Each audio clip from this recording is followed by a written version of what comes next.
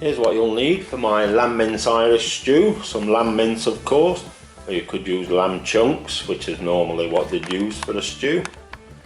A couple of sticks of celery, some salt and pepper, some carrots, a couple of onions, potatoes, it is Irish after all, some fresh thyme, if you can't get fresh thyme just use dried, and some lamb stock. Again, if you can't get lamb stock, just use beef stock.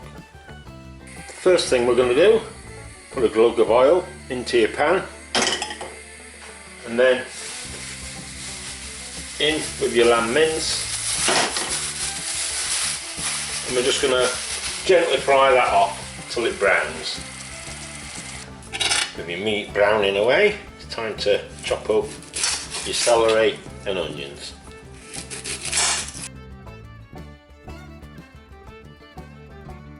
Once your meat is nicely browned, take that off the heat and put it onto a separate plate. Then into the same pan, going up with your chopped up celery and onion. Then we're just going to gently fry them for a few minutes, 5 or 10 minutes, just until they become a bit translucent. With your onions and celery frying away, time to prepare your carrots and your potatoes.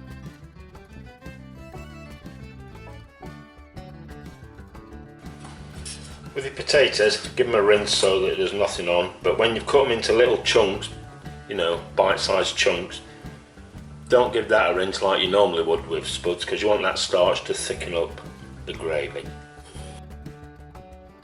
With your onions and celery nicely softened, it's time to go in with your thyme. Don't forget to pick these stalks out when you've finished. And your potatoes and carrots. Then it's back in with your meat. And then salt and pepper. And last but not least, it's in with your lamb or beef stock.